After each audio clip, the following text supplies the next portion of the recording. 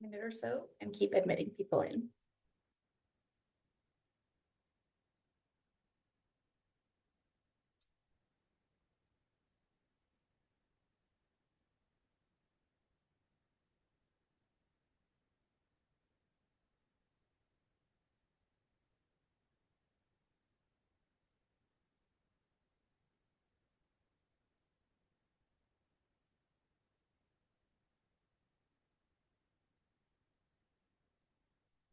I'm trying to keep this within the hour.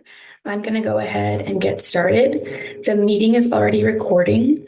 Welcome to the 2025-2027 Oregon Conservation Corps request for applications. This is the pre-application meeting.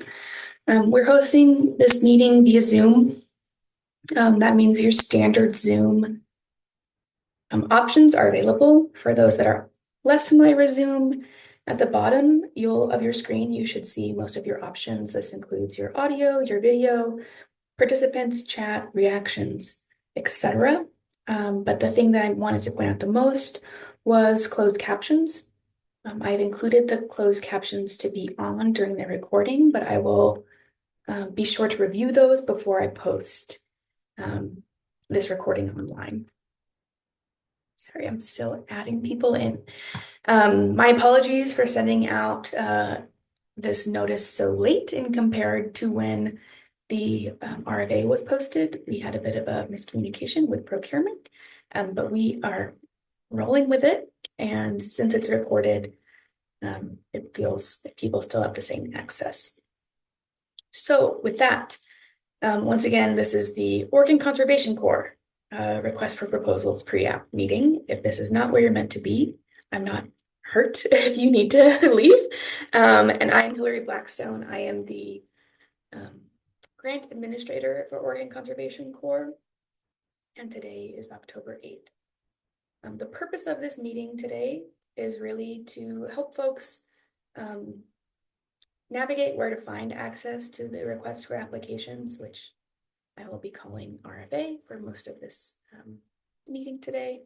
And then we'll walk through the RFA, including specific Oregon Conservation Corps requirements, highlighting a few of the key differences from past years. And then I'll show you where you would go in SM Apply, what SM Apply looks like. This is where organizations will actually be filling out and submitting their applications. So while all of the information is included in the RFA itself, all of the questions are included there and the types of responses expected are included in the RFA, you'll need to be submitting your application through SM Apply. And then this recording, along with any subsequent Q&A summary from folks today that are on the call, will be saved and noted and posted on the HECS grants and contracting website. There are a few other things that I'm going to ask for direct links to on the grants and contracting website, including the direct link to SM Apply, as well as the direct link to download the budget. So with that, let's get into it. A quick note about funding. This is on the top of everybody's mind who's currently in the world of Oregon Conservation Corps funding. Right now, the funding for Oregon Conservation Corps was not included in the Higher Education Coordinating Commission's 2025-2027 agency's request budget. At this time, we do not have funding secured, and there is a possibility that funding may not materialize. However, we are putting this RFA out in hopes that between the legislative session and the governor's office that Oregon Conservation Corps will continue to receive funding.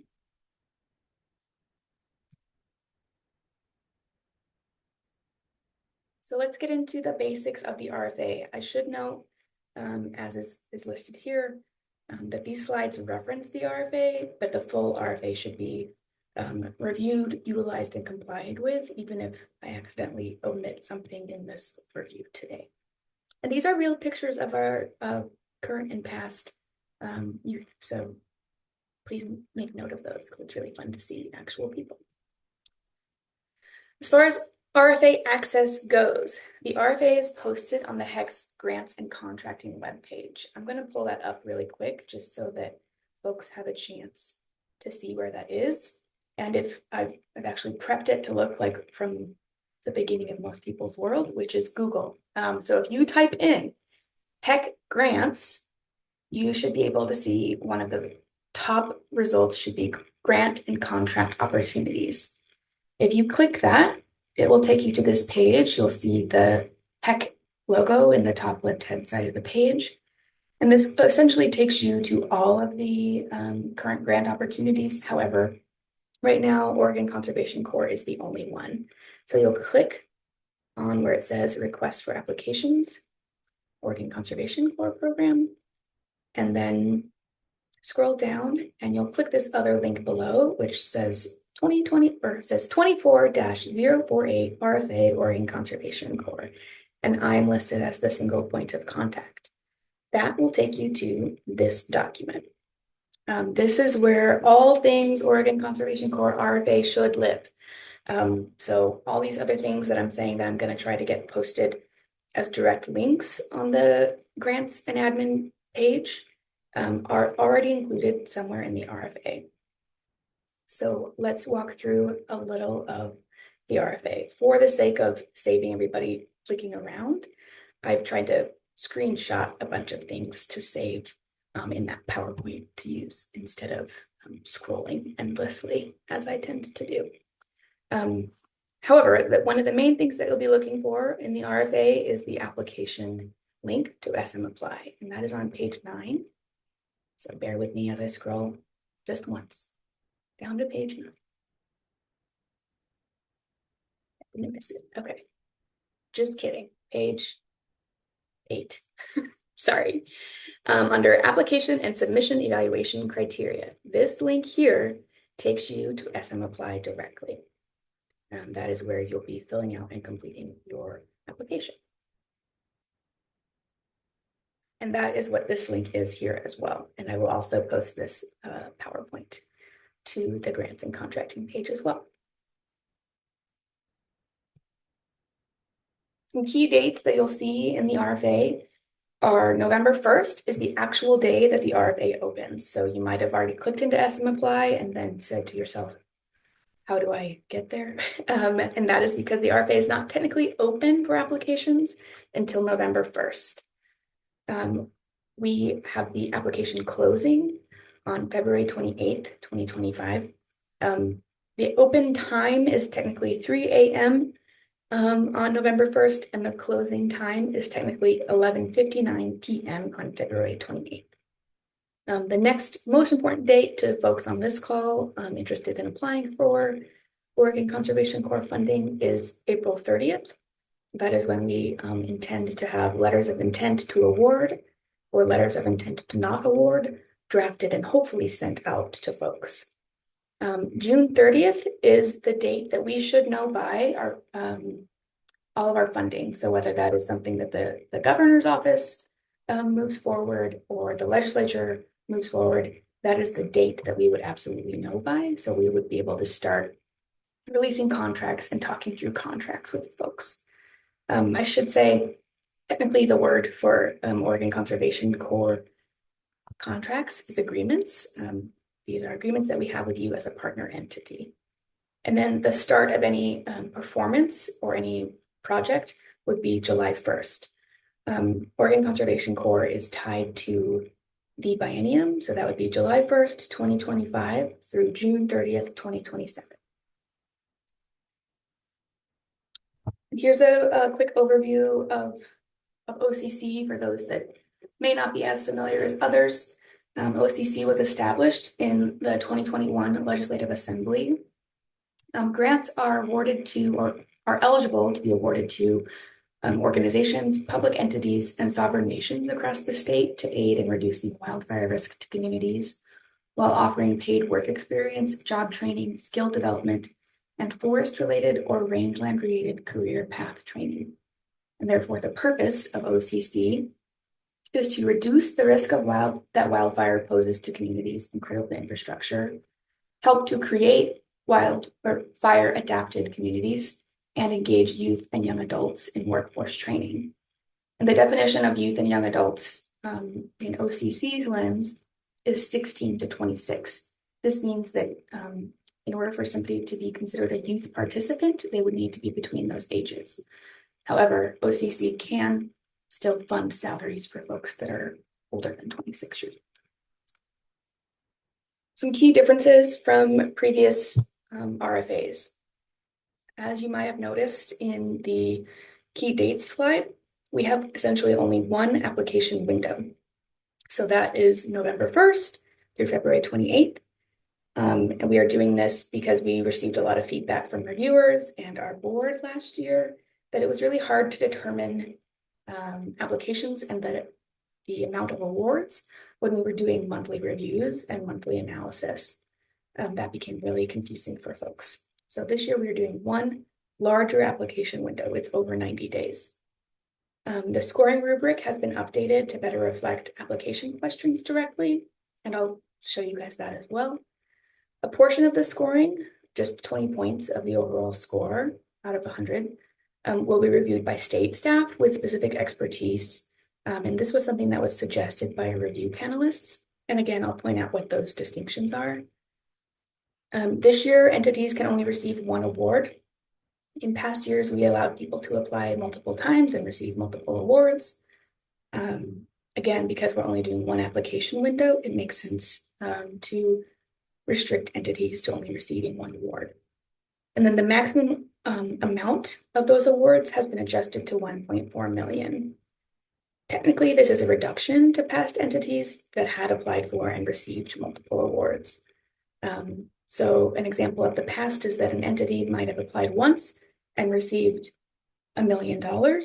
And then 2 months later, they might say, oh, we could do a project in this other county also, and apply again and receive additional funds. This year, we are limiting applications to be one from each entity, and then the overall award to be only 1.4 million. I should say, if you have questions, please feel free to raise your hand or put them in the chat. I understand that some people are hesitant to come off camera when a meeting's being recorded, but I'm happy to answer any questions in the chat. Once again, getting back to SM Apply, this is the method of submitting your application. As I mentioned, the RFA lists all of the questions and what the response is expected to be. However, the way to submit an application is only through SM Apply. So please be sure to be submitting it through that mechanism. So let's go through a little bit of what you'll expect to see on SM Apply. This should be what your initial screen looks like. You will be asked to sign in or create a username. The way that the Oregon Conservation Corps applications are set up is that you could assign multiple staff to work on one application if you would like. However, it's also okay for just one person to manage that as well. But when you sign in, you will see your name. This is my name in the top right-hand corner of the SM Apply portal. If you do have experience and already have a login for SM Apply, you'll want to be sure that you are signed in as an applicant and not as an admin or a reviewer, or else you might not see the same options. So this first screen that you'll come to when you click the SM Apply link in the RFA is this one. And this is an overview of OCC. A little bit of this is included in the PowerPoint that I've already shared. And you'll notice on the right-hand side of the screen, this smaller box that says open to organizations and individual applicants opens on November 1st at 3 a.m. and deadline is February 28th at 11:59 p.m. What I have highlighted in this red circle is where there will be a button that will say submit application. So come November 1st at 3:01 a.m., if you are so inclined, you could log on to this, you could click onto this page, log in onto your SM Apply, and click your button to start your application. The other thing that I want to point out on this page is on the top ribbon, that's a darker color. Next to your name, you'll see a little eye in a circle with a drop down next to it. If you click that, it will take you to this following page where you could find some FAQs through SM Apply directly. And the one that I recommend that people check out if they're not familiar with SurveyMonkey Apply is the second link here, which says completing an application FAQ. This will help walk you through some kind of standard things to expect in the portal itself. If something doesn't make sense to you or you can't understand where something is supposed to be, this FAQ will help you a lot with the basic outline of the functions of the tool. Once you click that button and are actually able to get into your application, this is what your screen will look like. I'm going to end up toggling back to the application as it's written in the RFA so that people can follow that since you don't have current access to everything in SurveyMonkey Apply at the moment. But the main thing I wanted to point out here is the progress bar on the right-hand side near the top of the screen. It is circled here in red, and right now it says 0%. This progress bar is filled in as you complete questions, but that might not be an exact indicator of how much time you have left to work on your application. I say that because some tasks may take longer than other tasks. Filling out your budget, for example, requires you to download a template and input information in that template and then upload that. And so what SurveyMonkey Apply sees in the application progress bar is that it's one question, but it might take you longer than, filling out your legal organization name. Please be sure at the end of each page as you scroll down to hit save. Mine says save and continue editing. Yours won't say continue editing, but click save at the end of each page and then click next. It is a pretty slick program, but I always click save because I'm a nervous person and I have lost information before. So please remember to hit save. The other thing that you'll see on this page is that we do offer two types of applications, a program grant application and a planning grant application. Most folks will be applying for a program grant application. These are organizations that are actively pursuing to operate a complete grant cycle and do the work as outlined in the purpose of Oregon Conservation Corps' rule as it's written. So this means working with young people to train them for job skills, creating fire-adapted communities, and reducing the risk of wildfire. Those are key things that you'll be doing with your program grant.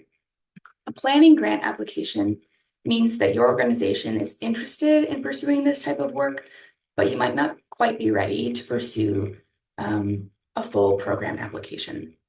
So for the most part, we've seen success in people that are looking to build capacity, which includes funding some support time for administrative staff to help outline what the existing resources are, to navigate and look into other existing funds that may help support or offset costs to the program, or professional development or travel costs related to standing up a fuels reduction or fuels mitigation crew. We also see folks applying because they want to do something that's on a smaller scale that might not hit the whole purpose of OCC, but it's still headed in that direction. So if you're doing something that engages your community to gauge whether or not your community is able to start facilitating or hosting folks to do this work, that would be another good use of planning grants. People that receive, or organizations who receive planning grants, are still expected to follow funding allowability constraints and still required to report in our data timelines. The key difference here is that a lot of the things that a planning grant reports in data will just not be applicable to the same at the same degree that a program grant is reporting. So these have different award levels. A program grant application can be funded up to 1.4 million. A planning grant application can be funded up to 50,000. Okay. Moving back to what the RFA itself looks like, and like I said, I kind of screenshotted things and pulled them over into this PowerPoint view, but this is what your RFA looks like exactly. So section 1 is that section that is scored or checked by HEC staff. This essentially ensures that you meet the minimum criteria to hold a grant based off of the way the rule is written. So again, the eligibility criteria for Oregon Conservation Corps is that you are either a nonprofit youth development organization, a public entity like a local government, sovereign nation, a school district, public college or university, etc., or a tribal nation. Oh, it's called out specifically. So any of those folks are eligible to receive awards.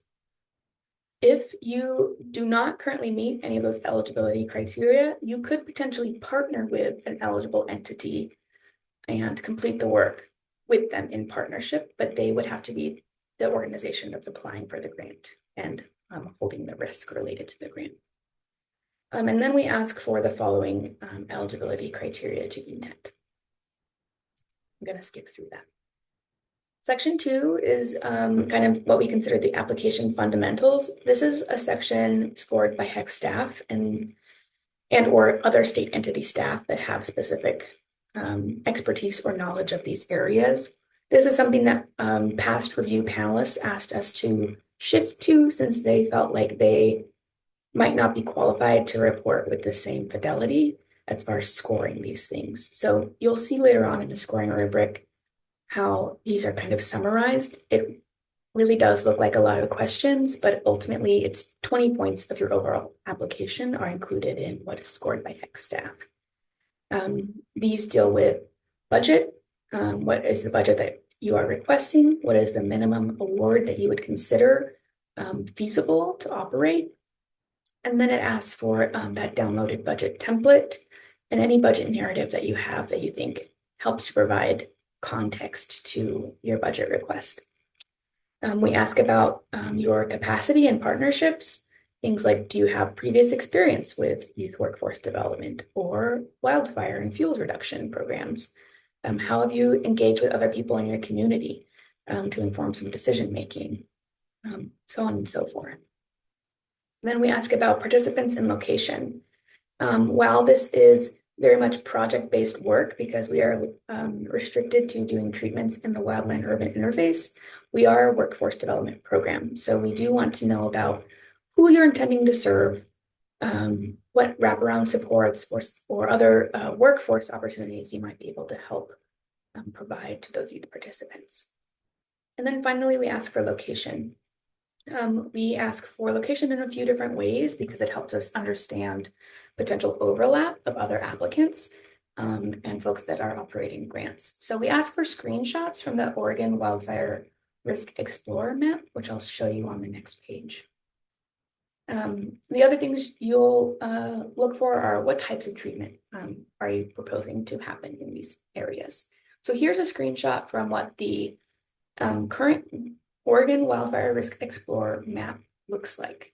When you get to this page, you'll be sure to click Layers, which is the second tab on the right-hand side, and then select the options that say Draft Maps, Draft Oregon Statewide Wildfire Hazard Map. That is an update from previous years. It used to be called Risk, not Hazard. And then Draft Wildland Urban Interface. So on this current screenshot, you'll see that the areas presented are purple and green.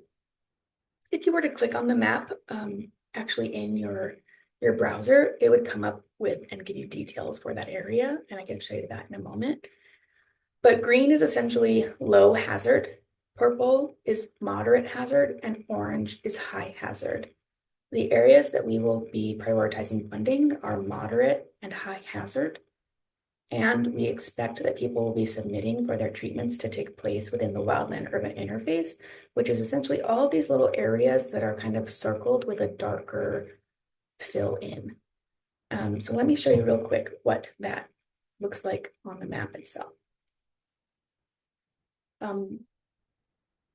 This link is included in the RFA, so I'll show you here. Oh, look, I already had searched at one point. So wildland urban interface. You'll click this map. It will take you to a tab I already have open, but we'll go through the motions. This lets you know that these are draft maps. These need to be approved by the legislature but this is what we're using to help guide our decision making. So that's what this is saying, and it gives you some other links. If you want to educate yourself, feel free. And then this is where I was mentioning that you would go to layers, and then be sure, since it doesn't automatically select it, draft wildland urban interface. And then you would scroll into your area and see if it is orange or purple, and if it is circled with this urban interface option.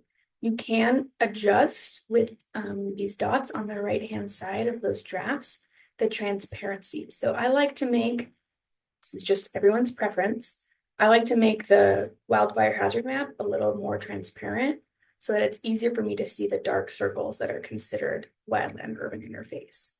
And if you were to click somewhere on the map, as I just did, it will open up an option and show you that this area is classified as a high hazard class. Is it within the wildland urban interface? Yes. And it says 1.22% of properties in Oregon have a higher hazard value. So it is really high up there as far as hazard. That is how we expect people to utilize this map. What you would do as an applicant is essentially circle or screenshot the area that you're proposing to serve. Or you might point out local roadways or something else that would help us understand exactly where you are proposing to serve. That could be latitude, longitude, city areas, town areas, etc. Okay, so that's the screenshot of that. Moving on to section 3, these are the narrative responses that are scored by reviewers. I think I get into it later, talking about reviewers, so I'll hold off on that for now. But these are essentially external folks that have signed conflict of interest forms that have some degree of expertise to inform their decision-making and analysis of applications that we receive. And they're looking at these 8 questions in particular and scoring them. So each question essentially gets assigned 10 points. How will this project benefit communities in your target treatment areas? Long text response. You'll see that all of these questions have long text response options. We don't currently have a maximum word count. However, we would recommend that folks try to stay around 500. It will let you continue writing, but try to be direct in your answers, because if the reviewers can't understand what you're trying to say, that might impact how they score. On to the next question. Describe how your organization's staff will maintain relationships and coordination between your core, the Oregon Department of Forestry, the Oregon State Fire Marshal's Office, local forest or rangeland protection associations, and/or community wildfire preparedness groups to ensure effective treatments and maximize capacity and impact. How will the project include community engagement and/or educational opportunities? What specific technical skills will core members learn? What certificates or credentials will core members be able to earn? This may include professional industry certificates, badging, or educational credits.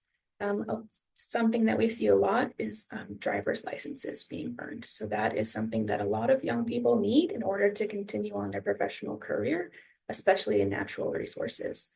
So anything related to a credential, a certification that they would use moving forward in their career could be included here. What careers will core members be exposed to, and what does that exposure look like? How will core members be supported to further develop their career or educational goals? And what wraparound supports will be provided or available to youth participants? Those are your key questions and 80% of your score in your application. Okay, this is where I get into the review process. So here's what the review process includes. In November, we will start soliciting for and selecting reviewers that kind of meet our requirements, having some degree of expertise or knowledge to inform their understanding of what the applications include. We will do a training for our reviewers and record that training. we will ask our reviewers to sign a conflict of interest form. That says March 1st through 4th. That is because come March 1st, we know who has applied, and we're able to send out to the reviewers, these are the people who have applied. Do you have any conflict of interest with any of these applicants? March 4th through 7th, we get reviewers assigned to their applications. We anticipate that they are assigned about 3 to 6 applications, and that we have anywhere between 3 and 5 reviewers reviewing each application. So this means if you submit an application, we will have at least 3 people reviewing it in order to help give scores. And then we will assess those scores, and come April 11th through 16th, we will have all of the reviewers come back with procurement staff and HEC staff to serve as facilitators for any score norming. So this means that if you had one of your reviewers for your application score something 10 points and someone else score it 2 points, we'd be able to say, what did each of you see in this application? What made you score this way? It gives them an opportunity to review and discuss any discrepancies. They could potentially adjust their scores and then resubmit, or they might not adjust. They might say, no, I'm sticking with my guns. I don't see the answer to this question, or so on. So we have a norming opportunity for folks since we do have multiple people reviewing each application. And then come mid to end of April, I use the information, the data collected from the reviewers, including their scores and recommendations, and present recommendations to leadership within our staff at the Office of Workforce Investments. And then by the end of the month, I'll be reaching out for letters of intent to award or not award. This is important because letters of intent to award means that we plan to give you a grant award if we have money. If we don't have money, we can't obviously give you an award. So that is what that letter essentially stands for, is like, once we have funds, we intend to award you. Here's what the rubric looks like to give you a little more detail into what you're looking at from each of these types of reviewers. So that section 1 is essentially the bare minimum. Do you qualify for an application? If you don't qualify, you don't move forward. If you do qualify, you could get these points. Section 2 is the section that's reviewed by HEC or state agency staff. You're specifically looking for that your treatments will be in the WUI and coordinated with other partners. Are you in a higher moderate hazard area? That piece has higher points because it could inform how much funding people get if it's a really competitive application cycle. And then what does your core member participant support look like as far as their career and educational goals? And then are your expenses that you proposed reasonable and necessary and seem to reflect current trends? If, for example, you propose to buy 6 trucks and you have 1 crew, that doesn't seem necessary. So we might, it's low points, but it's something that we might ask you about and say, hey, do you really need 6 trucks? And let's talk through what these needs are and why. And then section 3 are those narrative responses reviewed by a selection panel that are each worth 10 points. If you are submitting a planning grant application, the scoring is slightly different, but with the same concept of points possible from 2 separate entities. So the HEC or state staff doing the fundamentals and your narrative responses each being worth 10 points.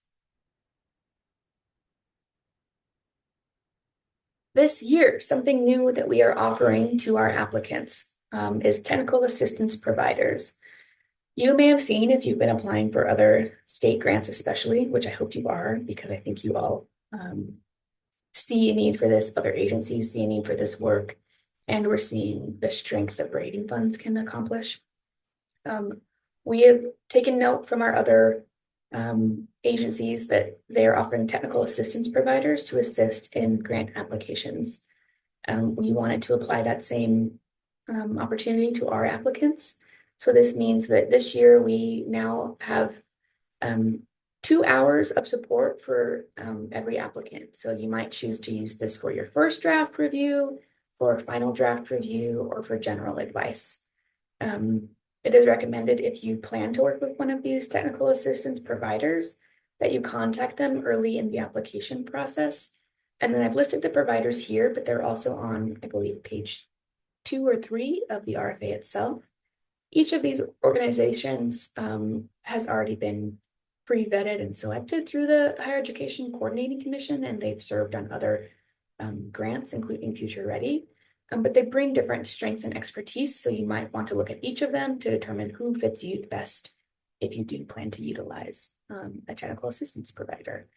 Our hope is that by offering these technical assistance providers, there is a reduced barrier to entry for our RFA opportunities, and that they are really helpful to you as an organization who's likely submitting multiple grants or applications, that they could just be a helpful support for you to improve future applications as well as this one.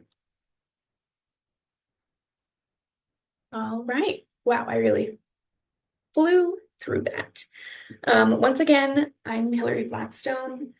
My title is technically Youth Program Specialist for the Office of Workforce Investments. That is my email address and my phone number. I can also put those in the chat for anybody that wants to quickly grab those from here. And these are also included in the RFA itself as well.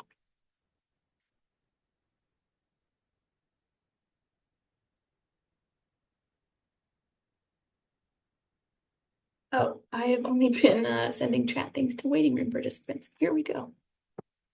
There you are. As I mentioned, there are a few other things that I plan to have as direct links on the grants and contracting webpage, which I'll go back to show you what that looks like. That is this page here.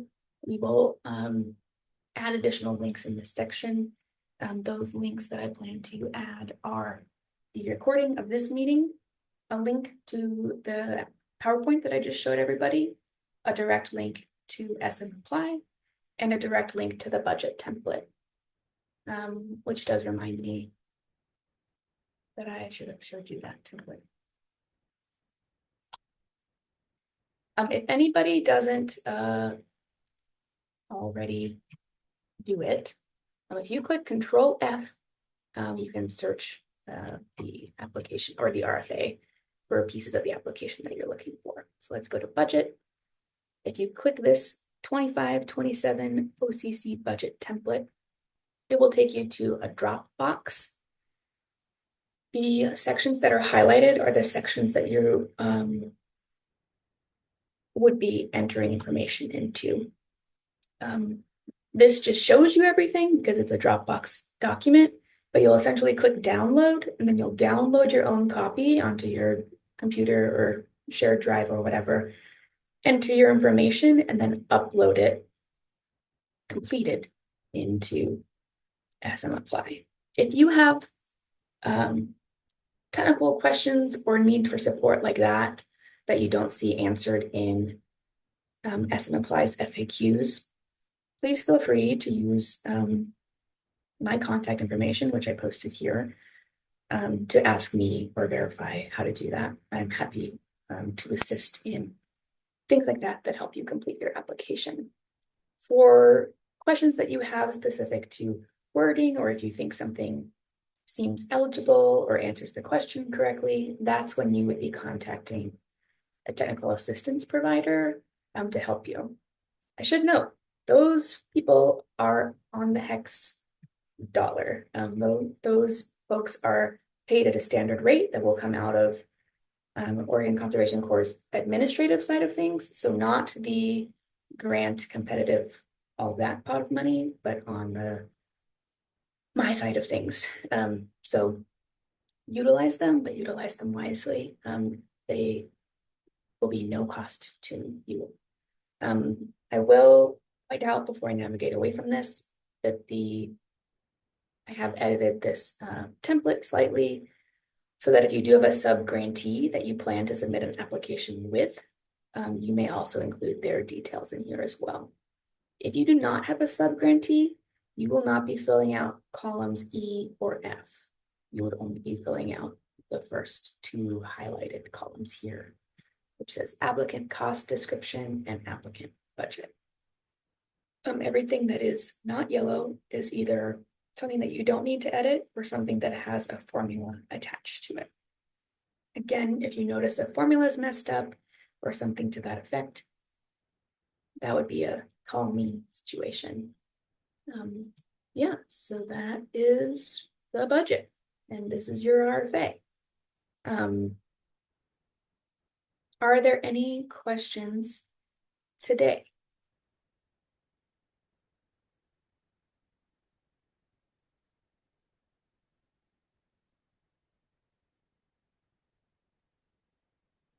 I think I will stop sharing my screen.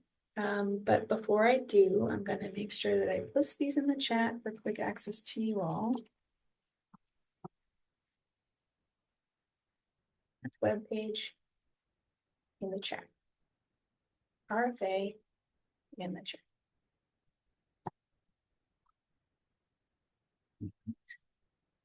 I think the last one that I can't grab yet is Risk Explorer.